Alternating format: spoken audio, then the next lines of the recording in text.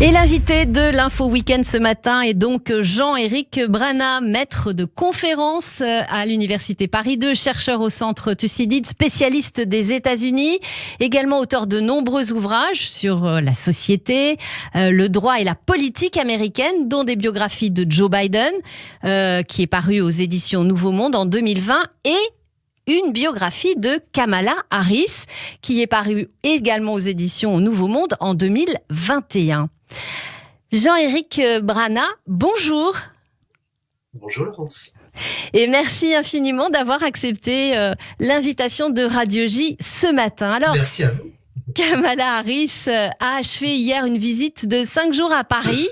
La vice-présidente était venue à Paris avant tout pour calmer apparemment une nouvelle fois le jeu après l'annonce de cette nouvelle alliance de défense autour des États-Unis dans le Pacifique, à qui l'Australie, rappelons-le, a confié la construction de sous-marins nucléaires au détriment de la France. Est-ce que vous dites mission réussie pour la vice-présidente américaine ? Mais je vais commencer par être désagréable puisque je vais un peu vous contredire. Elle n'est pas venue spécialement pour ça. Elle est venue pour le Forum de la paix et pour la conférence de la Libye, qui est déjà on va y venir. Un agenda assez chargé comme ça. L'affaire des sous-marins a été feuilletonnée par la presse française qui voyait dans la venue de Kamala Harris un épisode de plus pour rapprocher nos points de vue, pour que ça aille mieux. Mais c'est parce qu'on avait l'air d'être un peu brouillé, ou en tout cas on pensait qu'on l'était. Pour Kamala Harris, on ne l'était pas. Donc elle a agi différemment. D'ailleurs, son entourage a répété à de nombreuses reprises qu'il n'était pas question de sous-marins, et elle a fini par elle-même le dire. Info reprise par CNN. Donc voilà, depuis la presse française n'en parle plus du tout. Mais je pense pas qu'elle était venue pour ça. Même si c'est vrai, je suis entièrement d'accord, ça aide. Ça aide, et il faut bien sûr des signes qui se multiplient, mais c'est dans un cadre totalement différent de ce qu'on peut penser. Donc ce n'est pas la mission principale de Kamala Harris, qui n'avait pas de mission particulière là-dessus. Alors justement, parlons-en de ce Forum pour la paix. Kamala Harris a promis l'engagement des États-Unis dans le combat mondial contre la pauvreté, actant après Joe Biden le retour donc des États-Unis au cœur de la communauté internationale. Un retour ferme et définitif après les atermoiements de la présidence Trump à ce sujet. Bien entendu, c'est ça qui est particulièrement important. On se souvient qu'en 2018, Donald Trump avait boudé le Forum pour la paix. Il avait décidé que c'était pas une priorité pour lui puisque c'était du multilatéralisme. Le fait d'y assister aujourd'hui pour la vice-présidente, c'est-à-dire virtuellement pour quelqu'un qui peut devenir président à tout moment ou qui peut-être le sera en 2024 après des élections, c'est un geste fort, important, engageant pour l'avenir. D'ailleurs, ce mot d'avenir, de futur, a été prononcé au moins 500 fois par Kamala Harris pendant ce voyage. C'est donc bien en regardant vers l'avant qu'elle est venue à Paris. Et cet engagement dans le Forum pour la paix a été beaucoup plus fort que cela encore, puisque c'est aussi la réintégration dans le cadre de la lutte contre le cyberterrorisme et les violences numériques, ce pacte auquel la France tient tant, et avec raison d'ailleurs. Donc les Américains s'engagent fermement désormais, et c'est quelque chose qui est particulièrement important. Il y aura des actes après ces engagements pris au Forum de la paix? Bien sûr, il y a toujours des actes après ce type de réintégration dans des schémas internationaux. C'est important que cette collaboration continue à se faire. Mais vous savez, même au plus fort de la crise des sous-marins dont vous parliez tout à l'heure, notre collaboration continuait à être efficiente et forte. Nos militaires, par exemple, n'ont pas senti de crise particulière puisqu'ils sont engagés sur le terrain ensemble. Les Américains sont en support des forces françaises au Sahel. La collaboration française se fait de façon continue, que ce soit en France ou aux États-Unis. Il y a des échanges de soldats, de savoir-faire, et tout ça est particulièrement important. La lutte dans le cyberterrorisme dont nous parlions il y a 2 secondes est importante. L'espace a été également un facteur de discussion sérieux, puisque là aussi on s'inscrit dans une collaboration beaucoup plus forte avec les Américains. Donc tout cela se poursuit sans anicroche. Alors, pendant la visite de Kamala Harris à Paris, nous avons célébré le 11 novembre. Kamala Harris était présente à ces cérémonies. Est-ce que c'est pour vous une manière d'inscrire la relation franco-américaine dans une perspective historique, si elle ne l'était déjà ? Oui, absolument. De toute façon, pour les Américains, il y a une vénération pour le 11 novembre.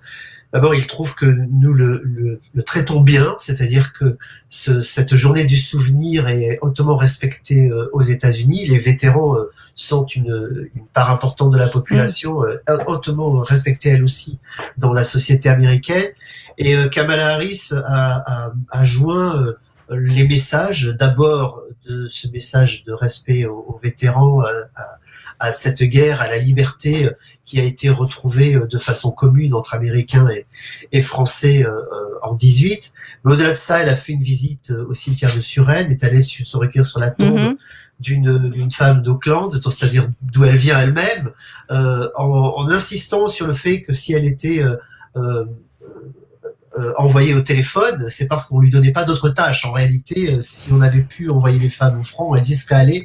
Et elle a ajouté, elle aurait certainement été sergent, c'est-à-dire avec un grade important, décodé. Les femmes sont aussi capables que les hommes, ce qui est une réalité. Et donc là, on voit le chemin parcouru depuis 1918 aussi. C'est la première vice-présidente des États-Unis qui prononçait ces mots, c'est pas rien. Et donc c'était un joli message aussi. En termes d'égalité, il faut aussi passer par ce type de message pour rappeler sur un jour hautement masculin, puisque pour le coup, le 11 novembre, c'est surtout les hommes qui sont célébrés, que en réalité, ça concernait tout le monde. Alors c'est un message un petit peu plus politique, peut-être à l'adresse de la communauté, enfin des Américains eux-mêmes, cette visite à Suresnes. Absolument, qui montre que ces combats n'ont pas changé. Et quoi qu'on dise, puisque beaucoup la disent en retrait actuellement, parce que son rôle de vice-présidente la force à être en retrait, elle montre bien qu'elle est toujours là, présente, et intellectuellement et politiquement, et que Kamala n'a pas changé. Alors justement, vous parlez de sa présence. Malheureusement, on a constaté qu'elle était quand même globalement par rapport à cette visite de 5 jours, c'est quand même important. Elle était peu présente dans les médias. En tout cas, cette visite a été proportionnellement peu médiatisée, cette visite donc de Kamala Harris, qui s'est faite finalement assez discrète cette semaine. D'ailleurs, sur Twitter, Jean-Éric Brana, vous avez lancé un mini-sondage sur le sujet. Vous nous en direz peut-être 2 mots. Comment est-ce que vous expliquez ce peu de présence médiatique de la vice-présidente américaine ? Il n'y a pas eu de grandes interviews dans les médias, il n'y a pas eu de déclarations choc, il n'y a pas eu de punchline. Donc voilà, comment vous expliquez cette relative discrétion de Kamala Harris? Oui, on pourrait comparer avec le dernier vice-président qui était venu à Paris, c'était Joe Biden, figurez-vous, en 2013. Oui. Et c'est vrai que lui avait fait de nombreuses interviews, mais c'est pas la même carrière politique. Joe Biden, en 2013, était déjà vice-président depuis un moment, puisque il était arrivé dans le poste en 2008 et c'était pas sa première visite à Paris et puis il était sénateur, il avait été sénateur pendant 36 ans. Pour elle, c'est une jeune sénatrice qui est en train de découvrir encore le poste de vice-présidente, qui n'a pas encore une assise et une aisance sur la scène internationale. Et puis la presse n'a pas démérité, puisqu'en réalité elle a joué le rôle qu'on attendait. De quoi s'agissait-il ? Il s'agit de la visite d'une vice-présidente, c'est-à-dire qu'il n'a pas de rôle exécutif. Et tant qu'elle n'est pas présidente, ça n'est que l'ombre du président. Donc elle a eu la couverture médiatique qui correspond à ce qu'elle est actuellement. Donc pas de surprise particulière. Ce qui est un peu surprenant, c'est vrai qu'on ne soit pas intéressé davantage à la personnalité de cette première femme vice-présidente, parce que ça, c'est historique et important, et que là encore, le message aurait permis de transcender d'autres luttes qui sont transversales dans la société française. Là, pour le coup, c'est un rendez-vous raté. Alors, selon un sondage récent aux États-Unis, Kamala Harris plafonne à 28%, c'est ça, d'opinion favorable au sein de la société américaine. Kamala Harris, qui est plus impopulaire que Mike Pence, que Joe Biden en son temps, que Dick Cheney, qu'Al Gore ne l'étaient à ce stade dans leur vice-présidente respective. Qu'est-ce qui s'est-il passé alors qu'elle était au zénith au moment de l'élection de Joe Biden? On attendait beaucoup de Kamala Harris, femme, voilà, en tant que vice-présidente, issue des minorités. Elle avait beaucoup d'atouts pour elle. Que s'est-il passé? Oui, c'est bien que vous posiez la question, parce qu'en réalité, on voit avec ce sondage le trucage des chiffres. De quoi s'agit-il? Alors vous Il allez s'agit nous d'un le dire. sondage qui a été mené sur 1000 personnes, un échantillonnage très petit, et le résultat nous dit que 28% considèrent que c'est une bonne vice-présidente, mais s'il y en a 50% qui pensent le contraire, il y en a aussi 21% qui ne se prononcent pas, et ces 21%-là, c'est un chiffre énorme sur l'échantillonnage. Donc, bien sûr, c'est pas un sondage probant du tout, mais il était tellement surprenant et tellement désagréable pour Kamala Harris que, bien évidemment, il a été récupéré par toute la presse conservatrice, voire d'extrême droite, qui ont fait ses gorges chaudes en disant « Oh, mais vous avez vu à quel point elle est impopulaire ». Pourquoi? Bien parce qu'il est traditionnel d'attaquer celui qui devrait ou celle qui devrait être présent en 2024. Or, comme aujourd'hui, c'est elle qui est sur le toboggan qui l'amène directement à 2024, mais on l'attaque dès maintenant pour l'affaiblir, pour essayer de l'amener à 2024 avec la cote la plus basse possible.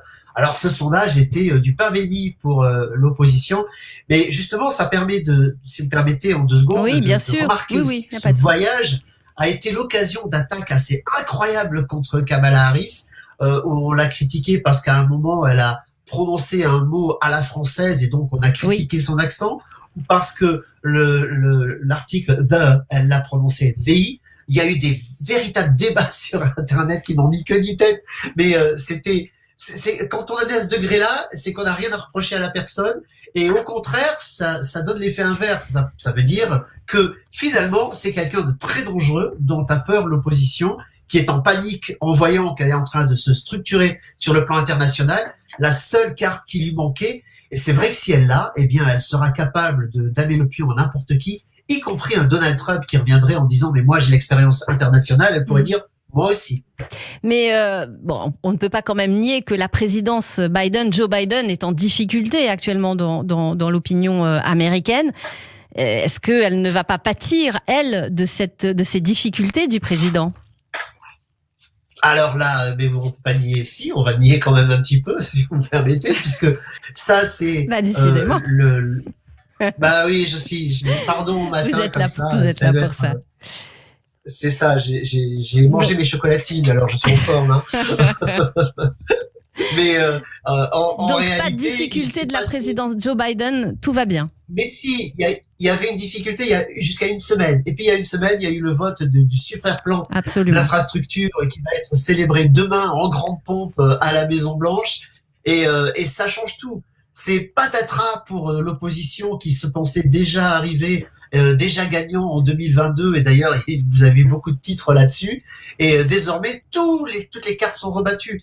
Alors ça se voit pas forcément dans les sondages tout de suite. Il va falloir d'abord que les choses se mettent en place. Mais ce plan est tellement extraordinaire. C'est le plus gros investissement dans le ferroviaire, dans les voies navigables, dans les ports, dans l'Internet qui va être amené partout, dans l'eau potable qui va être enfin disponible partout aux États-Unis. C'est un vrai drame, ça, dans ce pays, que ça va changer la vie quotidienne des gens. C'est une vraie révolution. Et bien sûr, ça va se voir dans les sondages dans quelques semaines, voire quelques mois. Mais pour 2022, en tout cas, c'est véritablement plus la même situation qu'il y a une semaine après les élections en Virginie, quand on disait « mais enfin, les démocrates ont perdu, comment est-ce possible ?» Ça, c'était le résultat d'un climat politique nauséabond à Washington, et les choses sont en train de changer. D'ailleurs, il y a un deuxième plan, plutôt troisième, puisqu'il y avait eu le plan de relance, donc troisième plan qui va être voté pour moi également avant Thanksgiving, d'autres pensent que ce sera après, mais ce plan-là, qui est le plan climatique et social, 1750 milliards de dollars qui se rajoutent, c'est pas des petites sommes, hein,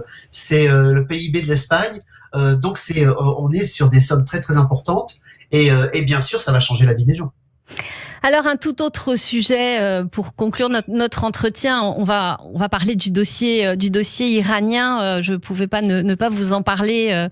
Jean-Éric Brana, Rob Malley, l'envoyé américain chargé du dossier iranien, est attendu en Israël dans le cadre d'une tournée au Moyen-Orient. Qu'est-ce qu'on peut attendre de cette tournée, en sachant qu'il y a un différend avec Israël, puisque Naftali Bennett, le Premier ministre israélien, a annoncé qu'il ne rencontrerait pas Rob Malley, qui doit arriver mardi en Israël.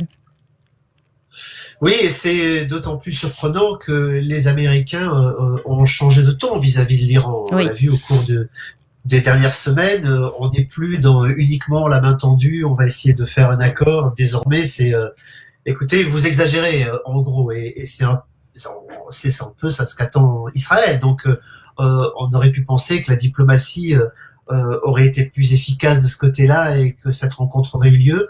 Je crois que les Américains vont continuer sur leur ligne, à savoir que l'Iran ne doit pas avoir du nucléaire, que c'est un véritable problème pour la région, met en danger la sécurité d'Israël, met en danger le monde, et que c'est plus possible. Joe Biden s'est exprimé là-dessus lui-même, il a monté le ton. Toute la diplomatie américaine est sur cette question aujourd'hui, même s'il y a plusieurs points chauds sur la planète, parce qu'il y en a effectivement, la situation n'est pas glorieuse actuellement. L'Iran reste un point fort dans la politique de Joe Biden, qui compte régler ce problème pendant son mandat. Alors c'est vrai que ça va pas être facile. Ça va pas être facile. Jean-Éric Brana, merci infiniment d'avoir commenté avec nous cette visite de la vice-présidente américaine Kamala Harris. À très bientôt sur Radio J. Très belle journée à vous.